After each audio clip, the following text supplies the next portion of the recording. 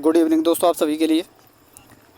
और दोस्तों मुझे उम्मीद है आपकी पढ़ाई जो है दोस्तों अच्छी चल रही होगी, बेहतर चल रही होगी, बेस्ट चल रही होगी। और जो चीज़ें आपके लिए उपलब्ध कराई जा रही हैं, जो कंटेंट आपके लिए उपलब्ध कराया जा रहा है, वो आप रेगुलर ले रहे होंगे दोस्तों। और कंटेंट भी आपको अच्छा लग रहा होगा और नोट्स बना रहे होंगे दोस्तों। और ये जितनी भी चीज़ें मैं आपके लिए करा रहा हूँ दोस्तों, रेगुलर आप नोट बनाते रहिए और उन्हें रिवाइज करें। तो दोस्तों आज का हमारा टॉपिक आपने थंबनेल पर देख लिया होगा दोस्तों, क्या है? इलेक्ट्रिसिटी, करंट इलेक्ट्रिसिटी यानी विद्युत धारा के बारे में हम पढ़ने वाले हैं। तो उससे पहले में दोस्तों देखिए एक कमेंट आया था और हमारा टॉपिक था ये आपका पाचन तंत्र यानी मानव पाचन तंत्र। तो किसी ने ये वीडियो देखा होगा। तो इस भाई ने कमेंट किया है कि बुक नेम क्या है। तो सबसे पहले में जितने भी स्टूडेंट हैं जितने मेरे सब्सक्राइबर हैं और जितने भी स्टूडेंट मेरी क्लासें ले रहे हैं, उन सभी से मैं एक चीज़ कहना चाहूँगा दोस्तों कि देखिए ये जितना भी कंटेंट आपके लिए उपलब्ध कराया जा रहा है, ऐसा नहीं है कि कंटेंट गलत है। कंटेंट पूरा आपका दोस्तों NCERT के आधार पर है।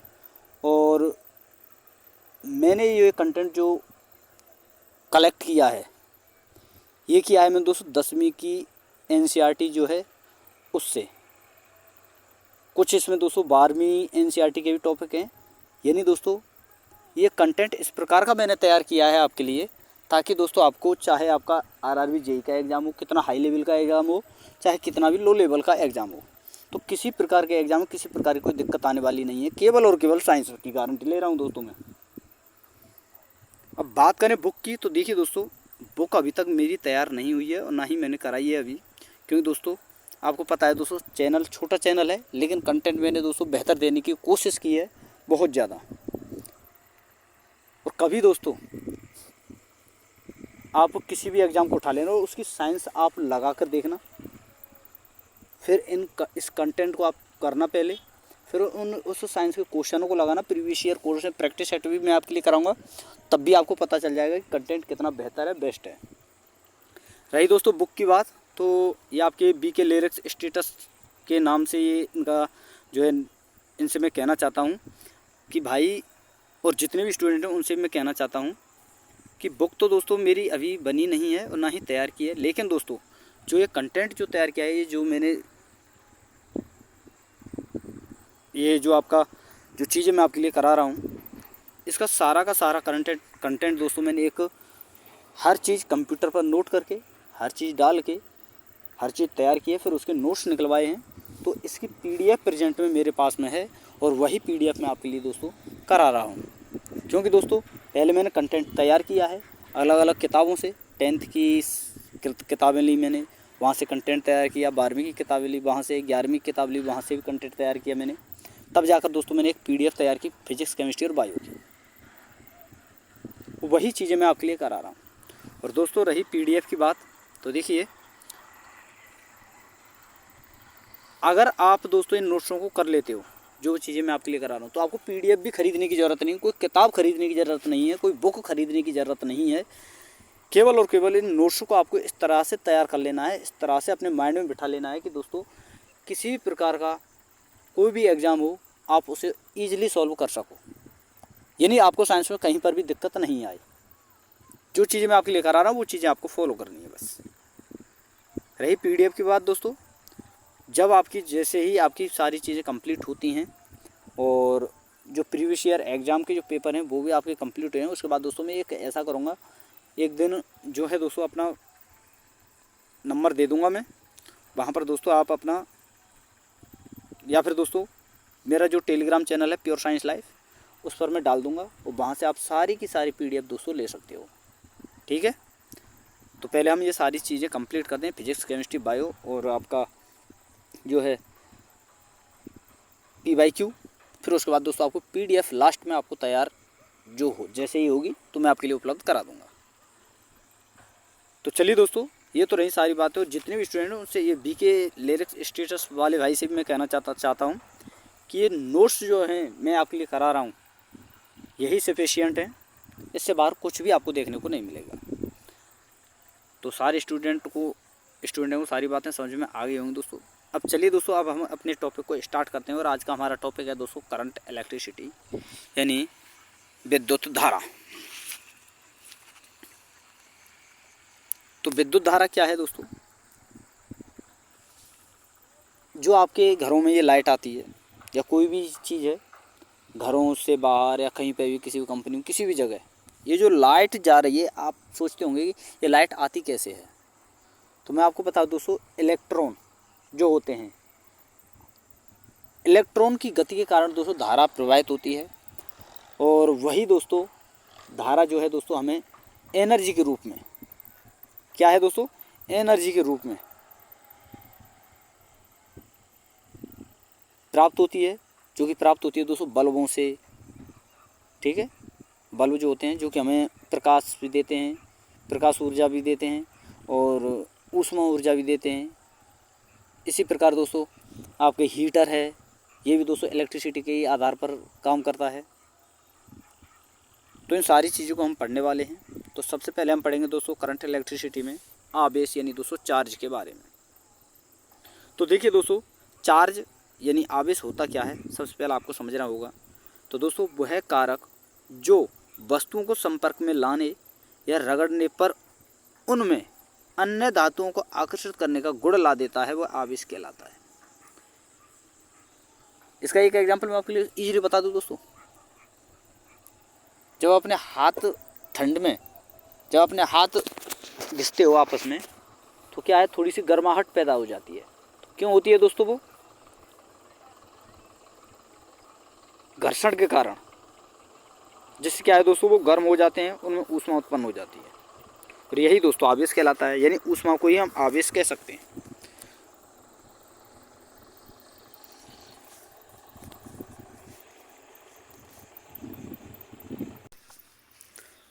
तो ये होता है दोस्तों आपका आवेश।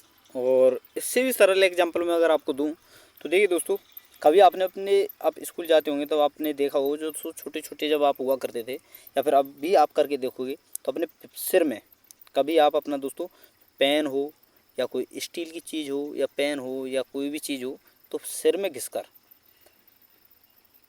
किसी छोटे छोटे आप कागज़ के टुकड़े कर लेना, उन कागज़ी टुकड़ों की तरफ उसे ले जाना। तो क्या है दोस्तों, जो पेन है वह कागज़ी टुकड़ों को अपनी ओर आकर्षित करता है। क्यों करता है दोस्तों? उसमें जो है आवेश उत्पन्न हो जाता है घर्षण के कारण। और आवेश क्या करता है दोस्तों? वस्तुओं को अपनी ओर आकर्षित करता है, यानी आकर्षित करने का गुण पैदा कर देता है। तो यही होता है दोस्तों आवेश। वहीं अगर आप सरल भाषा में समझो, तो आवेश के द्वारा वस्तुओं का आकर्षित करना विद्युत कहलाता है।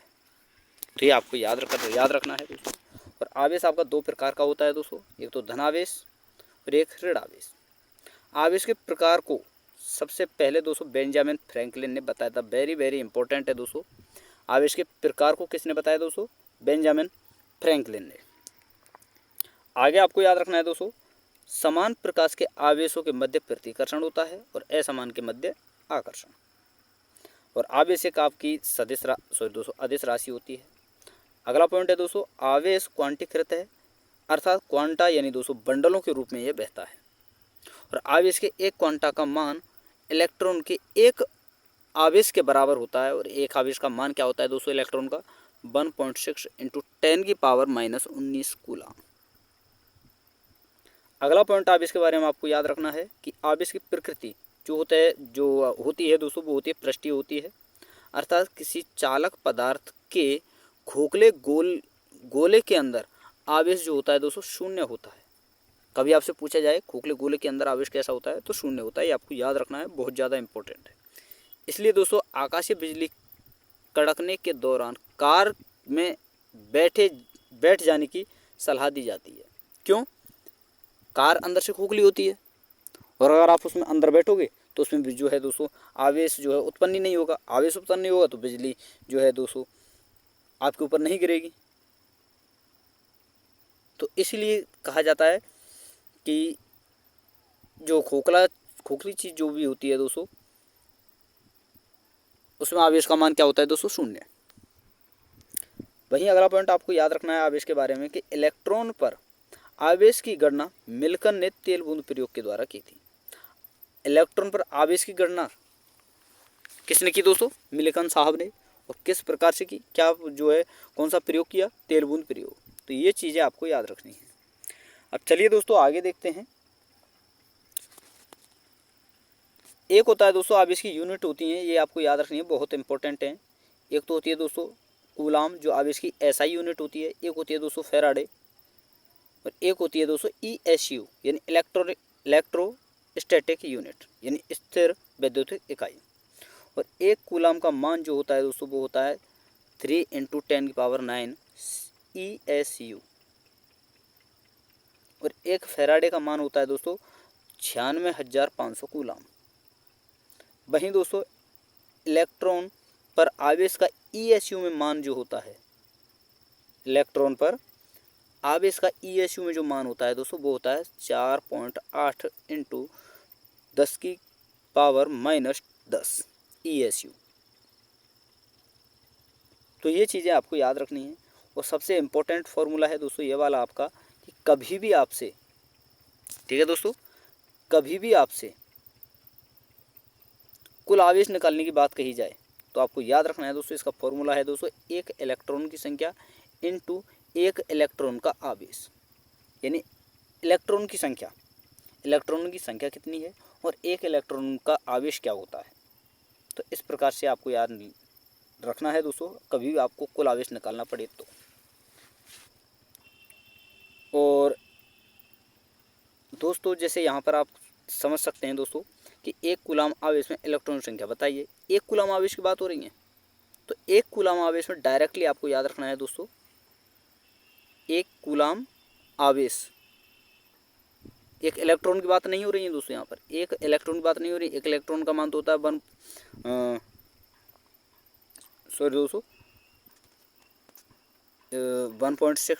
× 10⁻⁻19 ये होता है एक इलेक्ट्रॉन का मान।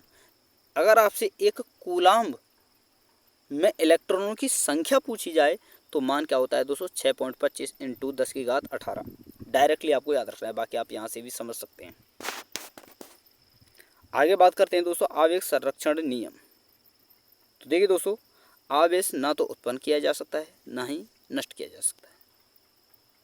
जिस प्रकार द्रव्यमान होता है जिसे ना नष्ट किया जा सकता है ना उत्पन्न किया जा सकता है, उसी प्रकार से आवेश होता है दोस्तों, इसे ना तो उत्पन्न किया जा सकता है ना ही नष्ट किया जा सकता है।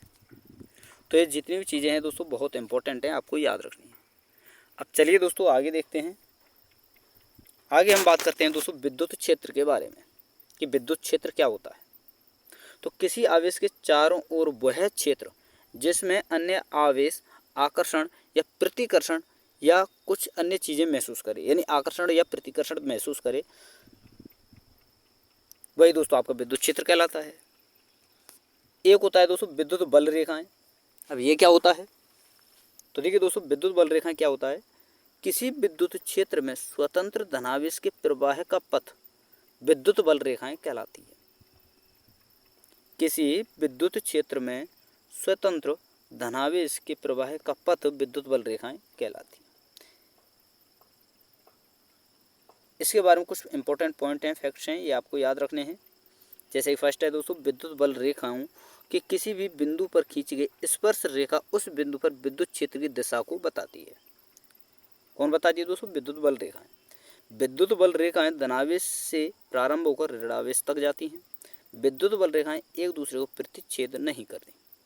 विद्युत बल रेखाओं की सघनता प्रबल तथा विद्युत क्षेत्र की विरलता दुर्बल क्षेत्र को प्रदर्शित करती है। वहीं अगला पॉइंट आपको याद रखना है दोस्तों कि विद्युत बल रेखाओं का समानांतर होना एक समान विद्युत क्षेत्र का प्रतीक है। किसका दोस्तों? एक समान विद्युत क्षेत्र का। तो विद्युत क्षेत्र आपने समझा, आवेश आपने समझा, विद्युत बल रेखाएं आपने समझा। आगे हम समझने वाले हैं दोस्तों विद्युत क्षेत्र की तीव्रता, जिसे दोस्तों हम ई से दर्शाते हैं। और विद्युत क्षेत्र की तीव्रता का फॉर्मूला होता है दोस्तों क्या?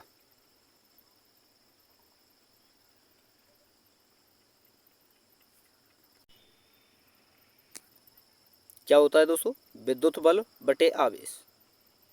और बल का फॉर्मूला होता है दोस्तों न्यूटन, और आवेश का कूलाम, यानी इसका मात्रक क्या हुआ दोस्तों? न्यूटन प्रति कूलाम। अब समझते हैं दोस्तों कि विद्युत क्षेत्र की तीव्रता कहते कैसे हैं।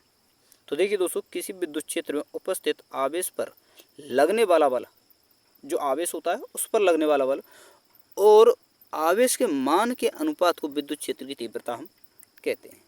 तो ये होती है दोस्तों आपकी विद्युत क्षेत्र की तीव्रता। इसका ये फॉर्मूला है, डायरेक्टली आपको याद रखना है। न्यूमेरिकल बहुत पूछे जाते हैं दोस्तों इलेक्ट्रिसिटी से। अब चलिए दोस्तों आगे देखते हैं। आगे है दोस्तों आपका कूलाम्ब का नियम, वेरी वेरी इंपॉर्टेंट।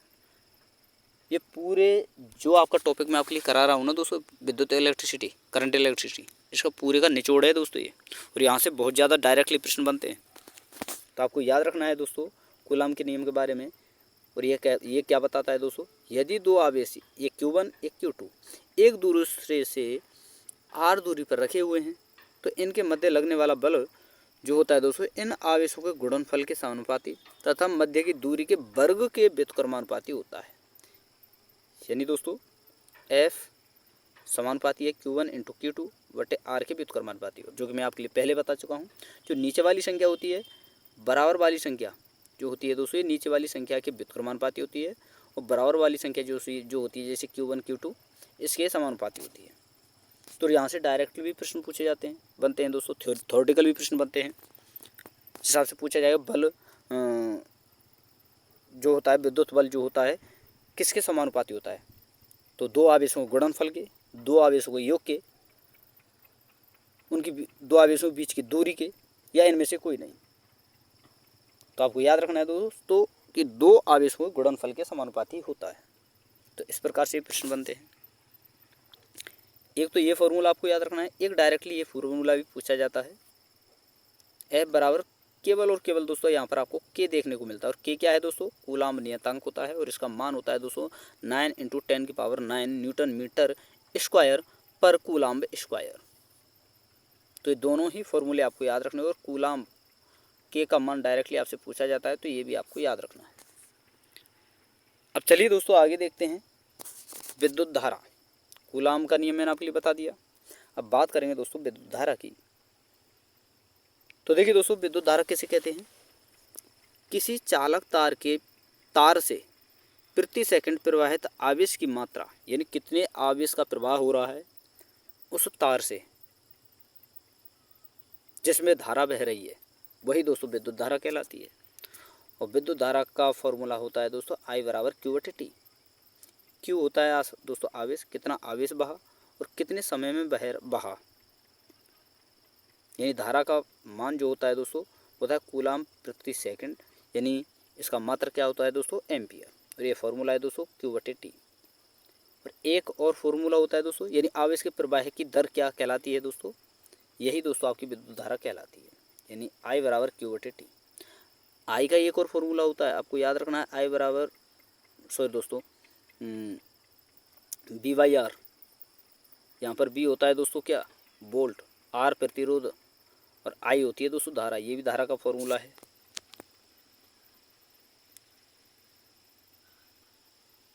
तो यहाँ पर दोस्तों फॉर्मूला क्या बना, दूसरा बना सकते हो आप, सारी चीज़ें कुछ भी कर सकते हो आप। तो I का मान ये है V/R, तो I का मान यहाँ पर रख दीजिए आप, V/R बराबर में Q/T कर दीजिए। कुछ भी दे दे इसमें से, कुछ भी निकाल लीजिए आप। तो इस प्रकार से फॉर्मूले बनाए जाते हैं। कोई चीज़ें अलग से तैयार नहीं होती हैं, सारी चीज़ें हमें सोचनी पड़ती हैं, समझनी पड़ती हैं, तब जाकर सारी चीज़ें तैयार होती है, चाहे किसी प्रकार का फॉर्मूला हो। तो ये होता है दोस्तों सारी चीज़ें। आगे हम पढ़ते हैं दोस्तों, विद्युत धारा एक अदिश राशि है। विद्युत धारा के प्रवाह की दिशा निम्न प्रकार दी जाती है। जिसे कुछ ये पॉइंट हैं दोस्तों, विद्युत धारा के प्रवाह की दिशा देने के कुछ प्रकार होते हैं, जिनमें पहला है दोस्तों, विद्युत उच्च विभव से निम्न विभव की ओर विद्युत धारा का प्रभाव होता है। वहीं दोस्तों इलेक्ट्रॉन के प्रवाह के विपरीत होता है विद्युत धारा। काल्पनिक धनावेश के प्रवाह की दिशा। वहीं दोस्तों सेल के लिए एनोड से कैथोड की ओर, यानी दोस्तों धन इलेक्ट्रोड से ऋण इलेक्ट्रोड की तरफ। तो ये चीज़ें होती हैं दोस्तों, ये है आपकी विद्युत धारा। कुछ और पॉइंट हैं दोस्तों, तो ये सारी चीज़ें आपको समझ में आई होंगी।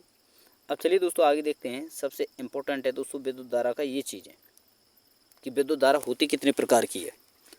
तो आपको याद रखना है दोस्तों, विद्युत धारा दो प्रकार की होती है आपकी दोस्तों। एक तो दिष्ट धारा यानी डीसी, जिसे हम कहते हैं डायरेक्ट करंट। एक होती है दोस्तों प्रत्यावर्ती धारा यानी अल्टरनेटिव करंट यानी एसी। तो दिष्ट धारा दोस्तों धारा की दिशा अपरिवर्तित होती है और इसकी दिशा प्रत्यावर्ती धारा की बदलती रहती है। तो इसकी धारा नहीं बदलती है तो इसकी आवृत्ति 0 होती है। जबकि भारत में प्रत्यावर्ती धारा जो होती है इसकी आवृत्ति पाई जाती है, जबकि जिसकी भारत में आवृत्ति होती है 250 हर्ट्ज या 220 वोल्ट। वहीं दोस्तों यूएसए में इसकी आवृत्ति 60 हर्ट्ज या 110 वोल्टेज। दिष्ट धारा के स्रोत क्या हैं दोस्तों? सेल, बैटरी, डीसी जनरेटर, ये सारी चीज़ें। वहीं दोस्तों प्रत्यावर्ती धारा के स्रोत क्या हैं? ट्रांसफार्मर, एसी जनरेटर, घरेलू विद्युत, ये सारी चीज़ें। तो ये एग्जाम्पल डायरेक्टली आपसे पूछे जाते हैं, याद रखना है। अब चलिए दोस्तों आगे देखते हैं। आगे हम बात करते हैं दोस्तों विद्युत विभव क्या होता है। अब पढ़ेंगे दोस्तों विद्युत विभव के बारे में। तो देखिए दोस्तों, इकाई धनावेश को अनंत से विद्युत क्षेत्र के किसी बिंदु तक लाने में जो कार्य किया गया है वह कहलाता है दोस्तों विद्युत विभव, जिसे हम विभव भी कहते हैं या विभवांतर भी कहते हैं। और V बराबर होता है W/Q।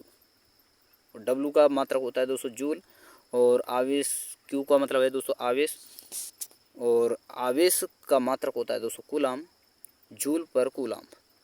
यानी दोस्तों विभव को हम वोल्ट से भी मापते हैं। ये चीज़ आपको याद रखनी है। वहीं दोस्तों आगे आपको याद रखना है विद्युत विभवांतर। ये क्या है दोस्तों? इकाई धनावेश की विद्युत क्षेत्र के एक बिंदु से दूसरे बिंदु तक ले जाने में जो कार्य किया गया है वह विद्युत विभवांतर कहलाता है। एक होता है आपका दोस्तों विद्युत वाहक बल। तो ये क्या है? ऐसा बल जो परिपथ में धारा का प्रवाह लगातार बनाए रखे वह विद्युत वाहक बल कहलाता है। ठीक है दोस्तों। देखिए दोस्तों, कुछ ये 2 पॉइंट हैं आपको याद रखने हैं विद्युत वाहक बल के बारे में, कि इकाई धनावेश के पूरे परिपथ में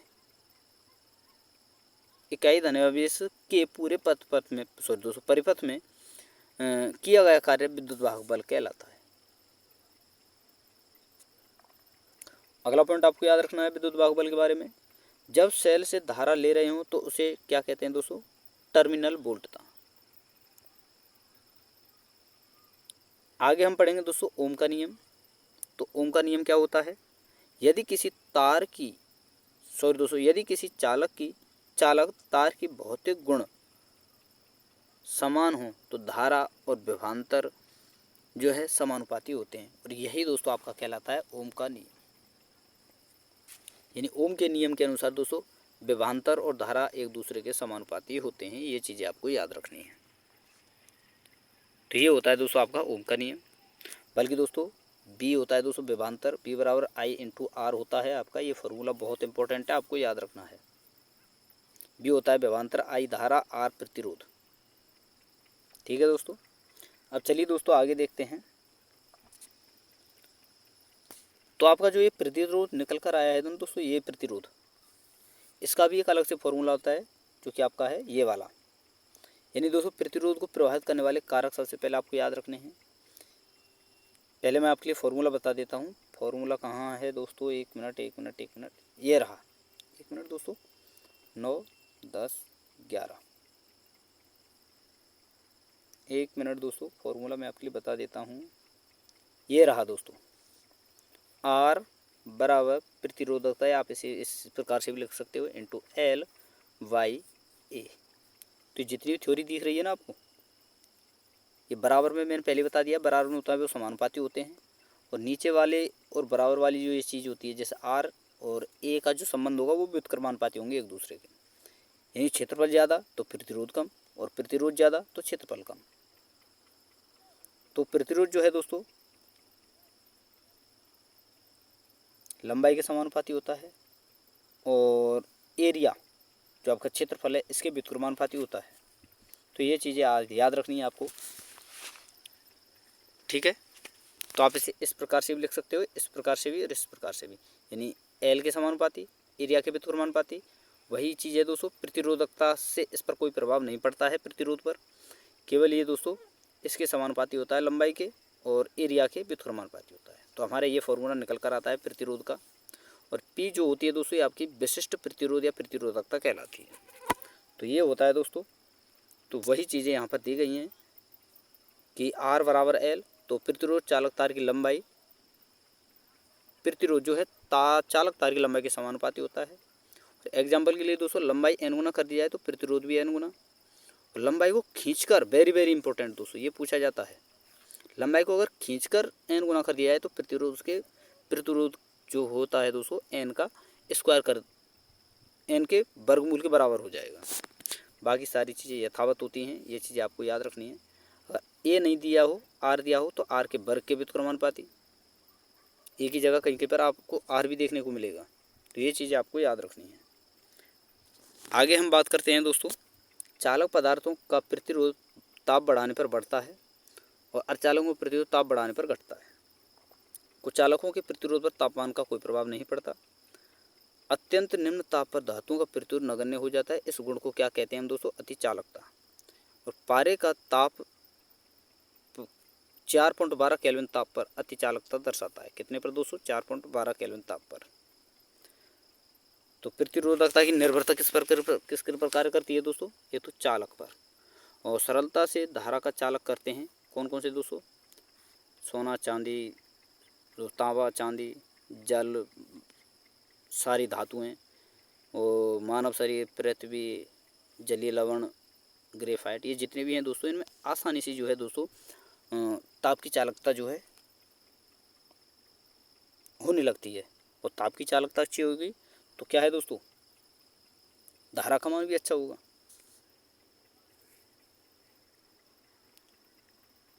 अब चलिए दोस्तों आगे देखते हैं। आगे है तो दोस्तों आपका एक कुचालक होता है। तो कुचालक क्या है दोस्तों? धारा का चालन नहीं करते। तो इसके एग्जाम्पल आपको याद रखने हैं, जैसे मोम, सूखी लकड़ी, हीरा, पत्थर, कांच, एबोनाइट, आसुत जल, शुष्क मानव शरीर, रेशम, रबड़, लाख, ये सारी चीज़ें। एक होता है दोस्तों अर्धचालक। ये क्या है दोस्तों? सामान्य ताप पर कुचालक होते हैं, लेकिन ताप बढ़ाने पर ये जो है चालन करने लगते हैं। जैसे दोस्तों सिलिकॉन, जर्मेनियम, सेलेनियम, ये सारे आपके अर्धचालक हैं। एक होता है दोस्तों आपका तड़ित चालक। तो ये क्या है दोस्तों? तो आवेशित मेघों के आपस में टकराने से भारी मात्रा में आवेश का प्रवाह पृथ्वी की तरफ होता है, जो जिसे हम बिजली कहते हैं। और जिसे हम दोस्तों बिजली या तड़ित चालक भी, तड़ित बिजली या तड़ित हम कहते हैं। और तड़ित चालक किसी धातु जैसे तांबे या लोहे की छड़ के रूप में होता है, जिसे हम दोस्तों तड़ित के आघात से भवनों के क्षतिग्रस्त होने से बचाने के लिए प्रयोग में करते हैं। आपने देखा होगा जितनी सरियाएँ होती हैं, लोहे की रोडें होती हैं, उनको भवनों में क्यों लगाया जाता है?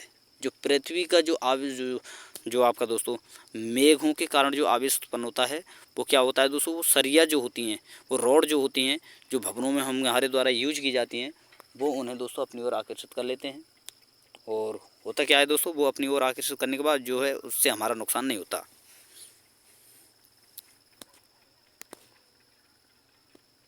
आगे आपको याद रखना है दोस्तों, इस तार को भवन के सबसे ऊपरी हिस्से पर आकाशोन्मुखी दिशा में लगाकर सुचालक तार की सहायता से भूसंपर्कित कर दिया जाता है।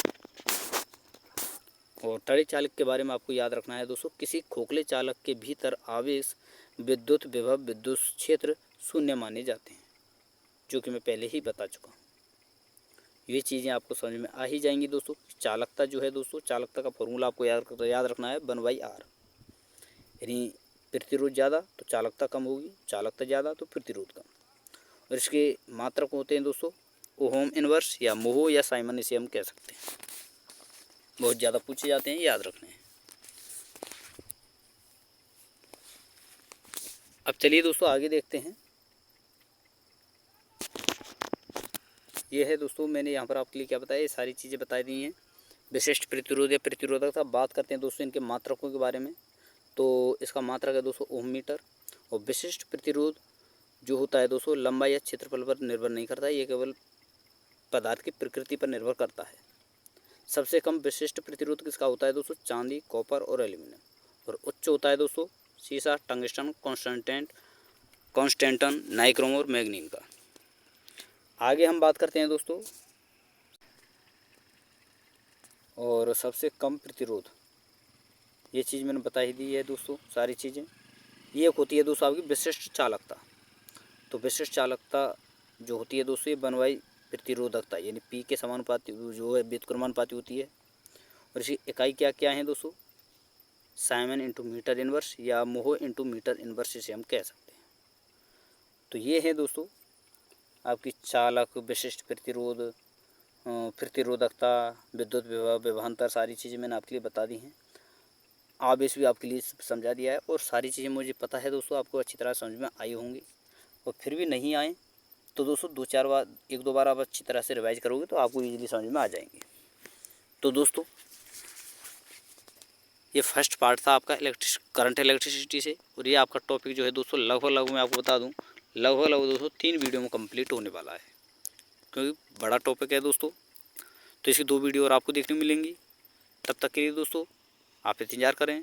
और वीडियो अगर आपको अच्छी लगी तो वीडियो को लाइक करें दोस्तों, शेयर करें। और जिन स्टूडेंटों ने अभी तक हमारे चैनल को सब्सक्राइब नहीं किया है उनसे रिक्वेस्ट है कि चैनल को सब्सक्राइब करके साथ में ऑल वाला बेल आइकन जरूर दबा लें दोस्तों, ताकि मेरी आने वाली हर वीडियो का नोटिफिकेशन सबसे पहले दोस्तों आपके पास पहुँच सके। तो कल हम मिलते हैं एक नए अगले टॉपिक के साथ। करंट इलेक्ट्रिसिटी का ही आगे का हम पार्ट देखने वाले हैं, जिसमें दोस्तों आपके जो होते हैं समांतर और श्रेणी क्रम में जो चीज़ें, जैसे एक होता है दोस्तों समांतर श्रेणी, एक होता है श्रृंखला श्रेणी। तो वो भी हम पढ़ेंगे और उसमें बहुत ज़्यादा न्यूमेरिकल पूछे जाते हैं। वो कल की बात है, ठीक है दोस्तों। तो थैंक यू दोस्तों, धन्यवाद। फिर मिलते हैं नई वीडियो के साथ।